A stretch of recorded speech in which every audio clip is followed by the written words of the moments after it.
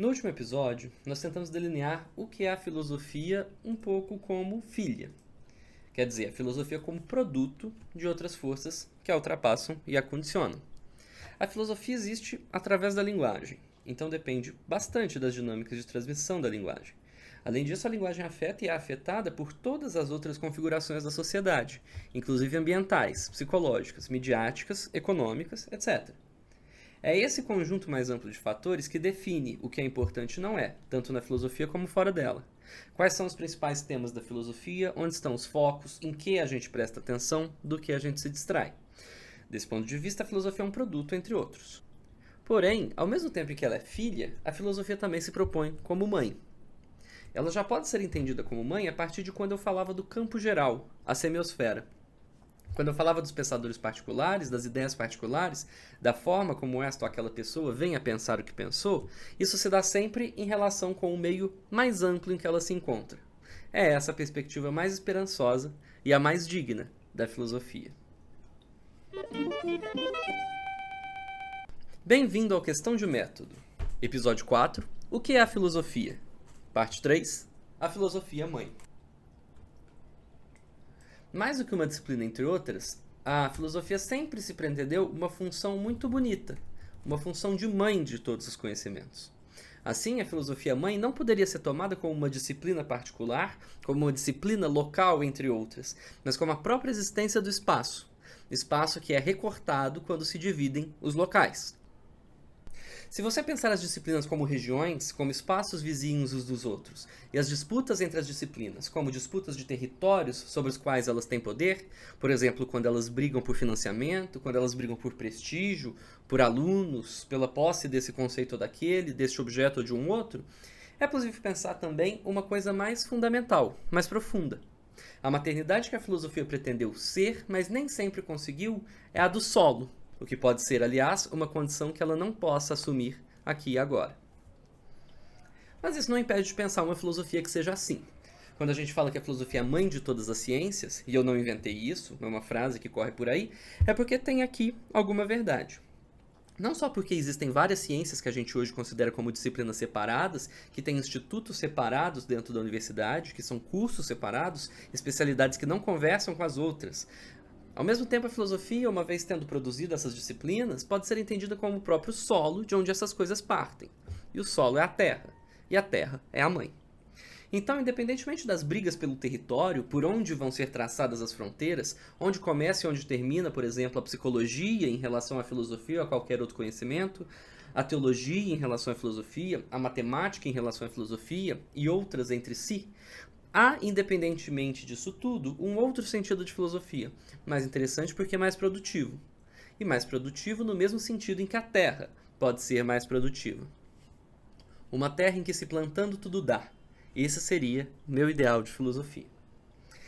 E essa filosofia como campo geral, e até como semiosfera, não seria a filosofia em sentido que eu disse nos episódios anteriores, quer dizer, nem o conjunto dos currículos das universidades, nem os textos canonizados como plenamente filosóficos. Ao contrário, a filosofia como mãe é uma ideia que nos propõe um exercício de pensamento bem mais interessante do que entendê-la nas suas dignidades particulares, locais, disciplinarizadas, encabrestadas. Em resumo, todas as concepções de filosofia com as quais a gente tem que lidar hoje em dia. Porque, se a filosofia é pensada como região de conhecimento, entre outros, qual seria, exatamente, a sua especialidade? Se não for mera especialidade nos textos que se dizem de filosofia. Ao contrário, se a filosofia quisesse identificar ao próprio pensamento humano, independentemente de a que o pensamento se aplique, como a luz do sol que ilumina tudo, ou melhor, como a terra de onde tudo nasce e onde tudo está, sem a qual não é possível florescer, a filosofia ganharia um sentido mais interessante, porque, mesmo quando as disciplinas estiverem estabelecidas nos seus territórios respectivos, a filosofia como mãe, no sentido mais amplo, poderá servir como a abertura às trocas, a comunicação possível entre todas essas regiões, porque ela é o próprio solo em que as regiões se regionalizam. A filosofia foi pensada desse jeito algumas vezes, e é nesse sentido extremamente digno, mas difícil, que ela ainda ganha muitos adeptos.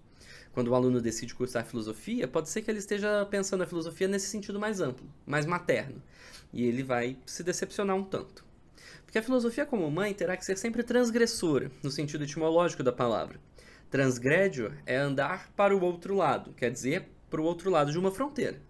Se a disciplina da filosofia for mais do que só uma região entre outras regiões, ela então será obrigada a cruzar todas as demais disciplinas quando for necessário, e para seus próprios fins, sem pretensões de propriedades sobre aquela área. Ali em torno do século XVI, na Inglaterra, informam-me que havia leis que permitiam aos viajantes, aos peregrinos, aos caminhantes, cruzar sem serem importunados terrenos que fossem propriedade privada de outras pessoas. É claro que você não tem o direito de tomar coisas daquele território, matar uma ovelha, por exemplo, mas te é permitido tranquilamente passar por ali, em paz, e até, portanto, desfrutar das paisagens, deitar sob uma árvore para descansar, etc. Sem que o sujeito aleatório, como esses de seriado americano, com uma espingarda na mão, defendendo o seu direito de propriedade, venha te ameaçar. No limite, a filosofia poderia se mirar nesse viajante idílico, que não pega nada para si, nem está em busca de posses, de riquezas ou de tirar proveito, mas apenas passa. E passando, conhece como é a região, o que acontece ali, como são as pessoas e os caminhos, os animais e as plantas, onde estão as coisas. Como que com a intenção mesmo de costurar essa globalidade, essa generalidade, essa universalidade que poderá sonhar em constituir, dentro da sua cabeça de viajante, as diferentes regiões que já viu, como parte de uma coisa única, coerente, ou seja, um mesmo mundo. Nesse sentido, a filosofia mãe não consiste apenas nos textos que foram consagrados, aqueles que estão delimitados como parte da filosofia, no chiqueirinho da filosofia, mas esta outra filosofia maior poderia dizer respeito a todos os textos de todas as disciplinas, e não apenas os textos escritos, mas se a gente ousar estender a noção de texto por uma analogia e chamar tudo que existe de texto na medida em que temos que interpretá-lo, então a filosofia como arte dos textos falará de tudo. Assim, o próprio mundo poderá ser encarado como um livro que se lê, e o mundo inteiro será o objeto próprio da filosofia.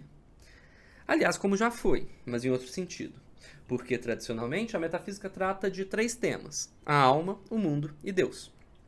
E a metafísica é um palavrão, o nome de disciplina que já se identificou à filosofia em outros momentos. Mas os 3 objetos próprios da filosofia ou da metafísica são estes porque são os 3 assuntos que não caem sob os sentidos, que não são diretamente perceptíveis. A não serem delírios entusiasmados, cuja veracidade não tenho competência para avaliar aqui, nunca se vê Deus propriamente. É até possível ver Deus através das coisas do mundo e da alma, das coisas que se vê por aí, mas nunca Deus diretamente. A mesma coisa acontece com o mundo. O mundo também é uma coisa que não se enxerga. E quando a gente fala em sair para ver o mundo, isso é só uma expressão, porque o mundo mesmo, o mundo todo, não pode ser visto. A gente sempre vê só um micropedaço, um recorte, e de um ângulo específico.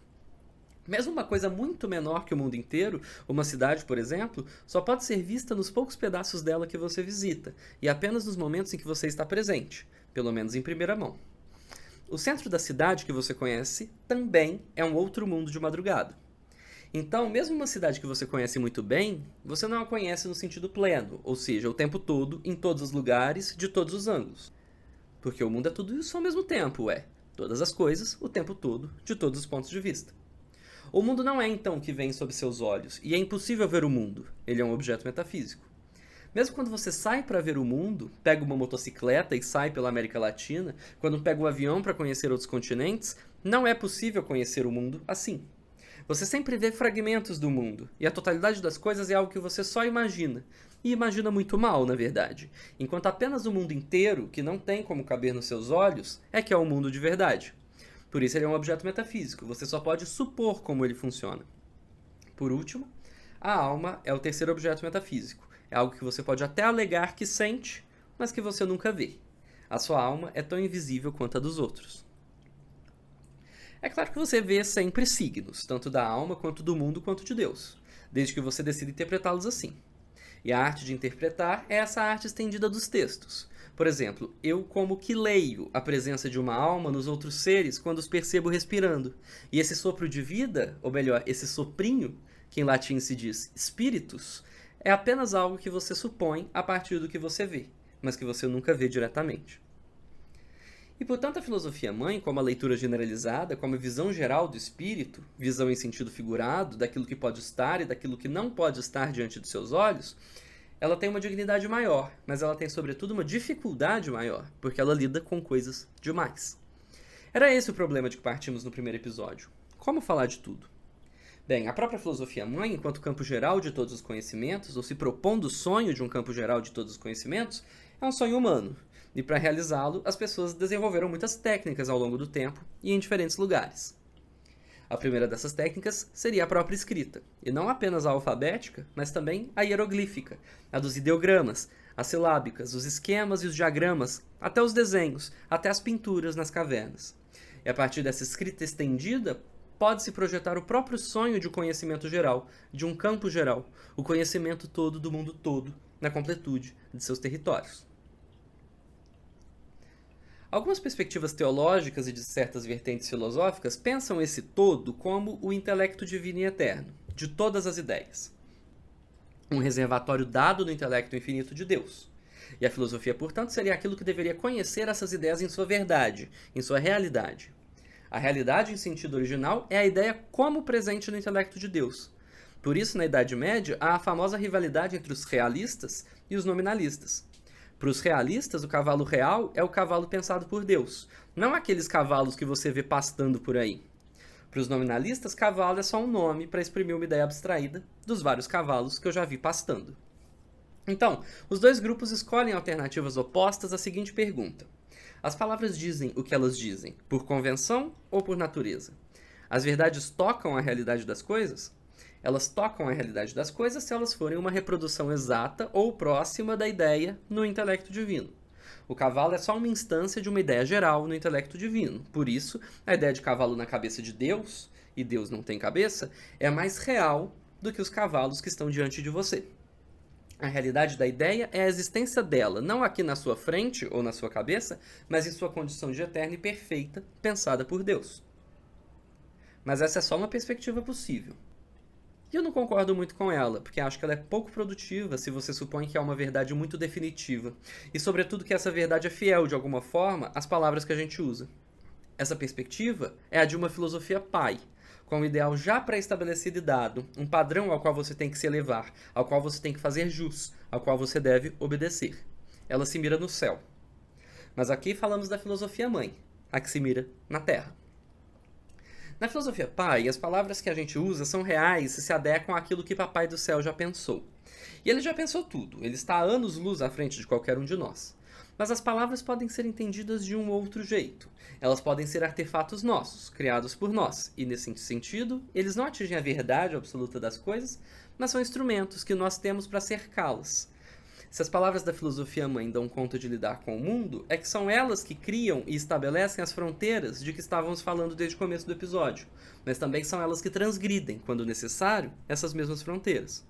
Assim, a filosofia como mãe, compreensível e amável, acaba sendo uma reflexão sobre as condições de peregrinação do pensamento.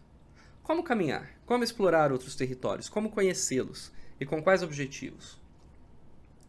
Sobretudo, a pergunta é: como fazer um mapa para se orientar nesse campo geral dos conhecimentos? O próprio projeto de uma cartografia universal, de traçar um mapa completo, é de certa forma filha dessa filosofia mãe, a da Terra, e uma filosofia que se infunde nas demais disciplinas. No caso aqui, a cartografia, mas poderia ser também a geografia. Quando você pensa o conhecimento completo, todos os territórios, todos os campos possíveis, você está pensando um sentido figurado, que as palavras território e campo em sentido próprio se referem a partes do planeta Terra real. E aqui o termo real tem sentido oposto ao dos realistas medievais. Mas e esse mundo figurado, o mundo dos conhecimentos? Como percorrê-lo? Como circunnavegá-lo? Como cartografá-lo plenamente? É claro que uma única pessoa não seria capaz de fazer isso, da mesma forma como uma única pessoa também não é capaz de cartografar o mundo inteiro em sentido próprio. Ninguém foi a todas as cidades do mundo, ninguém foi a todas as paisagens, conheceu todas as coisas, viu tudo. Por exemplo, a última vez que eu vi uma estatística a respeito, os vídeos subidos no YouTube todos os dias dão juntos uma duração de mais de 700 mil horas. O dia, vocês vão se lembrar, tem 24 horas, de modo que para que uma pessoa assistisse todos os vídeos subidos em apenas um dia, digamos hoje, 4 de março de 2024, seria preciso passar 82 anos vendo vídeos, sem nunca parar para nada. Uma única pessoa, se quisesse ver tudo que se passou apenas em uma plataforma, muito grande é verdade, não seria capaz de assimilar tudo isso, já que para aprender e fixar os conteúdos, precisamos também exercitar e repetir. E isso vale para os episódios desse podcast, para capítulos de livros, para filmes. e tudo mais. E tudo bem que parte desses vídeos seria inútil para um conhecimento enciclopédico, mas será mesmo? Porque tudo que acontece é material para reflexão, nem que seja psicológica, ou sociológica, ou antropológica, psicanalítica. A paisagem de fundo, que nem foi pensada quando se gravou o vídeo, poderia ser material para geografia, etc. Cada disciplina cruza tudo o que existe como fatores que compõem uma compreensão do mais mínimo detalhe.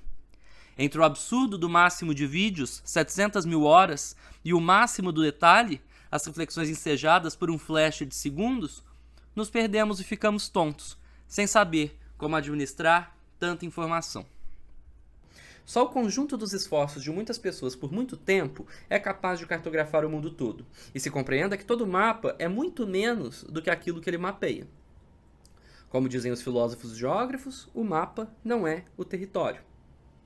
A filosofia como campo geral, portanto, tem algo de individual porque ela é o sonho do pensamento na cabeça de cada indivíduo. Mas ela também, e sobretudo, tem algo de conjunto, de social, porque o seu pensamento é construído em relação aos pensamentos das outras pessoas, e é apenas o conjunto dos pensamentos de todos nós que poderia ser realmente essa filosofia como campo, essa filosofia como mãe, sob cuja perspectiva nós somos todos irmãos. Mas tem um outro problema aqui, um problema cartográfico, da cartografia figurada dos conhecimentos humanos, esse mapa de todas as especialidades humanas. E o problema é que um mapa nunca dá conta de retratar tudo. Mesmo o mapa mundi, que te traria tudo, é incapaz de te dar todos os detalhes de cada região, porque ele perde esses detalhes. No território verdadeiro, a terra, os campos reais, são inesgotáveis. Eles continuam fecundos para o pensamento, e um mapa único não pode dar conta de tudo. Há um problema famoso em termos de matemática, que também está em termos de cartografia. Qual é o tamanho do litoral de um país? O problema, meu caro, é que a extensão do litoral depende do ponto de vista que você toma, depende da escala do mapa. Um mapa que retrata o território de muito longe não te mostra cada curvinha, cada pedra do litoral. Ele faz uma simplificação grosseira apenas. A curva de uma baía vai ser tratada como uma linha reta, se for vista de muito longe. Mas se você chegar mais perto, aumentando o zoom do Google Maps, por exemplo, você vê mais detalhes do litoral. Enxerga o detalhe de uma baía. Ele fica mais intricado, mais redobrado para dentro, e portanto mais longo, maior. Não existe um comprimento absoluto do litoral, até porque as ondas vêm em vão. Você só pode fazer uma aproximação.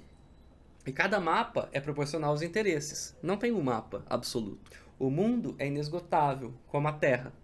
E não é um mapinha geral, um mapa mundi mal ajambrado, inevitavelmente distorcido, que vai dar conta de resolver o nosso problema da filosofia mãe.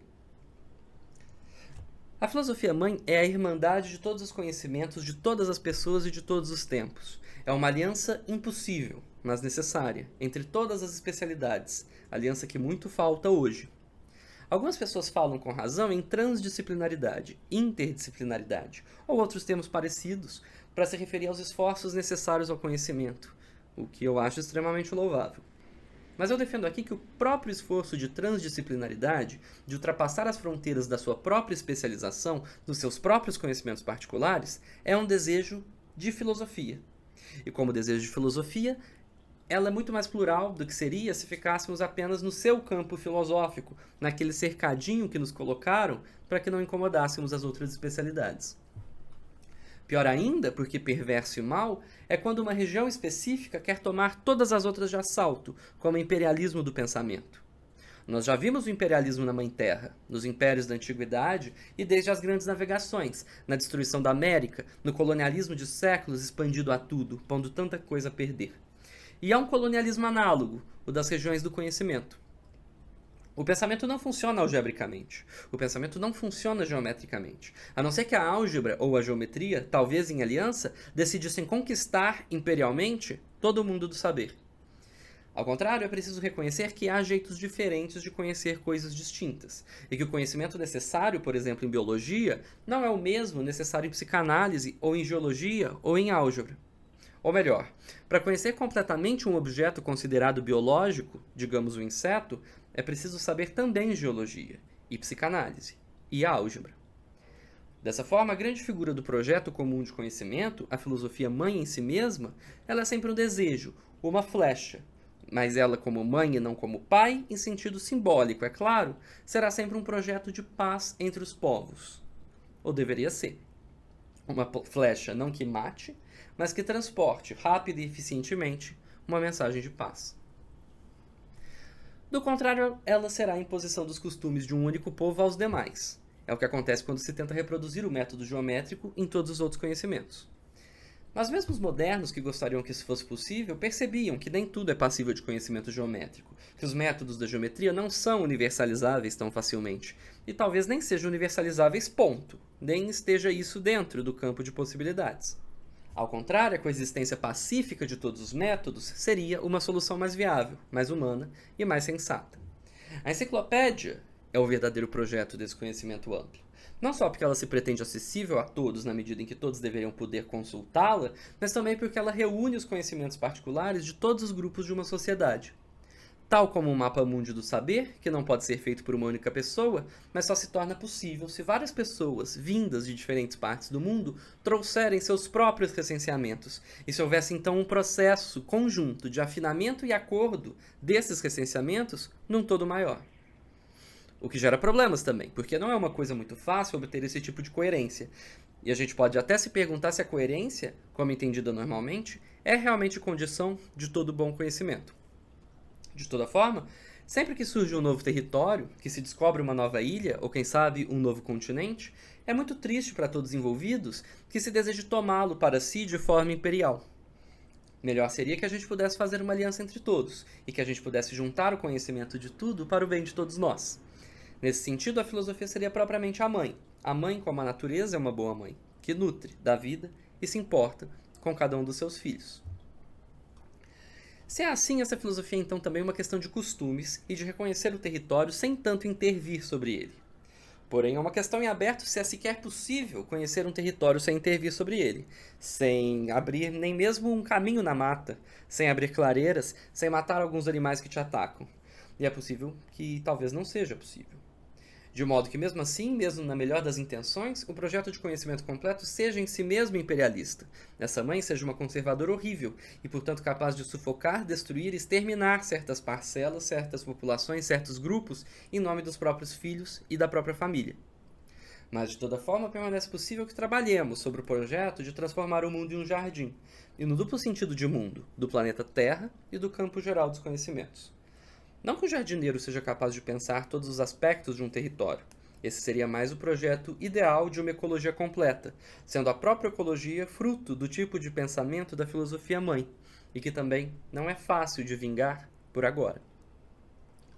Apesar desse risco, a filosofia mãe persiste em tentar traduzir os territórios de uns aos outros, de explicar para aqueles que vivem de um jeito como é possível viver de outro. Não para fazê-los viver desse outro jeito, mas para fazer compreender, aceitar, respeitar e até cultivar esse outro jeito de viver nos outros. Porque os outros não são eu. Eu nunca sou o mundo todo. Eu não tenho como sê-lo. O mundo é sempre muito maior.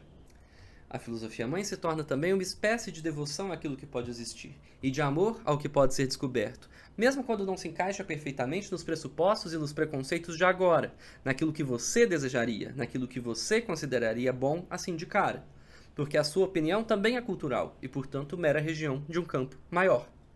E fala aqui não apenas da sua cultura humana social, mas também da sua cultura de especialista. Ou seja, se você tiver estudado uma coisa ou outra, estiver acostumado a pensar sob este viés ou sob aquele. E isso vale, é claro, para mim também.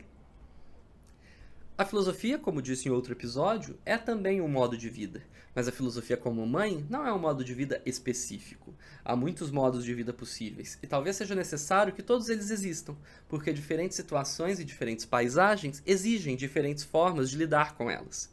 Assim, a filosofia mãe, mesmo que como sonho ideal e como ilusão na cabeça de algumas pessoas, antigas ou presentes, ilusão esta também cultural, é um projeto de escuta. Ela pede a menor intervenção possível nas coisas que existem para que elas possam florescer e existir da melhor forma possível. Na verdade, não há solução definitiva para essas questões, em saber o que seria este o melhor possível. É preciso simplesmente buscá-lo. E para isso é preciso sempre continuar peregrinando, porque nunca se sabe o que está se passando do outro lado do mundo. Não se sabe sequer o que se passa do outro lado do muro. Mas é preciso que haja correspondentes de todos os lados do mundo e de todos os lados do muro, que a gente possa juntos construir esse plano conjunto e coletivo que seria a filosofia em melhor sentido. Não apenas um campo geral dos conhecimentos, mas o próprio planeta como campo geral. Mas também todos os esforços de tradução e transgressão para que haja alguma correspondência mínima entre o mundo do que nós imaginamos como bom e o mundo das coisas que se passam de fato por aí, mesmo quando não estamos vendo, no território real e no território enciclopédico.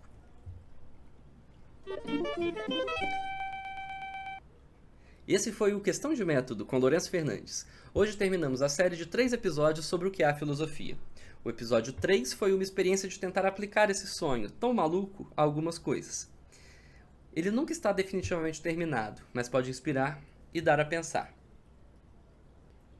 É na busca por alianças que mantenho este podcast e todas as outras iniciativas que você encontra nos links da descrição do episódio. A partir da quinzena que vem, vamos falar mais da história do método e dessas relações entre diferentes pessoas e diferentes conhecimentos. Obrigado por me ouvirem. Compartilhem com outras pessoas e deem like se gostaram. Um abraço e até a próxima.